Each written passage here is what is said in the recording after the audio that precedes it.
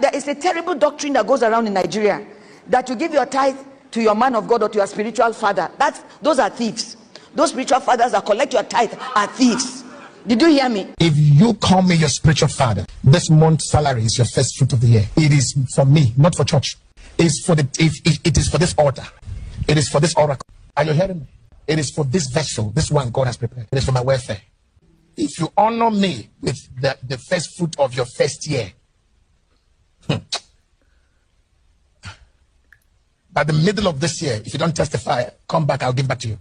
You give your tithe and offering to any man of God, no matter who the man of God is. You just gave him an offering, you didn't tithe.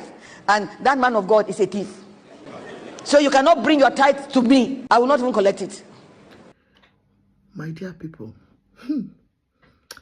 Anyways, when you talk about Christianity, it depends on what you go there to do. When you read your Bible, you have a relationship with your God and you understand the Bible. I think no one will take you for a fool. There is a large campaign going on about pastors, fake men of God, fake religious leaders, that you think, oh yeah, we are all talking about them. But sincerely, there are some that will tell you the truth the way it should be, not because of money or because of anything. Listen to the first preacher. Did you hear what she said? It's the same Bible. So the interpretation, it's what pleases one. So many of these pastors interpret Bible to suit their own pockets, to suit their own needs, to enrich themselves, while some will tell you the truth about what it is really. If you believe in tithing, it's your own choice. It's your belief, it's your faith. No one should be, compelled to pay tithe. If you know that what your Bible tells you is for you to pay your tithe to the man of God. Did you hear that, man? He says his tithe belongs to him. That the first fruit belongs to him. That is his own belief. And anybody attending such church, be careful, because if you don't pay such, that means you are putting a curse on yourself. I used to attend a church in Ireland as at that time. The pastor will be telling you that if you don't pay your tithe, this will be this for you. Because on even tithe that it's not even your it's not a tithe that your salary or wages. So these are tithes on the children. They're asking you to pay tithe on what you get weekly as your benefits, the benefits you get from government. They still want you to pay tithe out of it. Who does that? That is the preaching. If you're coming to my church and you have 5 children, you have 6 children, and they are paying you, at that time in Ireland, they pay so high to take care of you because, especially when you're a single mother, you're there with your children. This pastor still expects you to pay your tithe from that little money you get to take care of your children and your household. So if you don't pay that, that means you are an infidel. So many of them. I am not against tithing. It's your faith. No one should be compelled to do that. That is why they call them mostly fake men of God. Can you listen to this man again? Does it make sense? And not only him, so many of them are like that.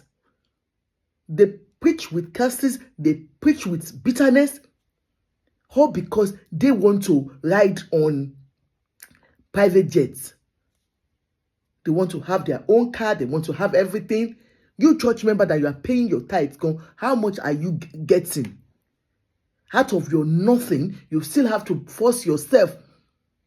Imagine getting the first salary for the year. Nothing for the family at home. You've got children, you've got wives, or you've got husbands. So all the things you have that they pay you for that month, especially for people living abroad, can you imagine? So what are you going to pay for? What are you going to use in paying all your bills? It's difficult here in the UK or, in diaspora for somebody to tell you that your first fruit you have to pay to a pastor, a rich pastor. Because most of these pastors, I tell you for free, they are rich. They are rich. All these monies they collect, tithe offerings and all that. I know church, you need to maintain church. That is why we have to, you are paying your tithe, you're paying your dues, you're paying your offerings. It's because mostly, most of these churches are one-man business. They need to maintain the building, they pay the bills and all that. Yeah, it's from your tithe and offering that should be coming from. But I tell you, most of them will use this money to do business. They invest in so many online businesses. Oh. They use your money to double your money and double and double. They will still use it for church. I'm not saying some are not, but they're using the money to make business. Did you not hear Pastor Suleiman? He said during COVID, he made more than anything in the world. What did he do? He used the money he invested your own money for his own business. The money you are giving as church tithe, as offerings, he was using it to invest in maybe Bitcoin business, in most of these businesses that are online. And you are there suffering. Anyway, just be wise. Serve your God diligently. I am not against you going to church. I am not against you going to mosque. But please, use common sense. Wisdom is profitable. May God see us through. Did you hear me? If you call me your spiritual father, this month's salary is your first fruit of the year. It is for me, not for church. It's for it is for this altar. It is for this oracle. Are you hearing me? It is for this vessel, this one God has prepared. It is for my welfare. If you honor me with the first fruit of your first year, by the middle of this year, if you don't testify, come back, I'll give back to you. You give your tithe and offering to any man of God, no matter who the man of God is. You just gave him an offering, you didn't tithe. And that man of God is a thief. So you cannot bring your tithe to me. I will not even collect it.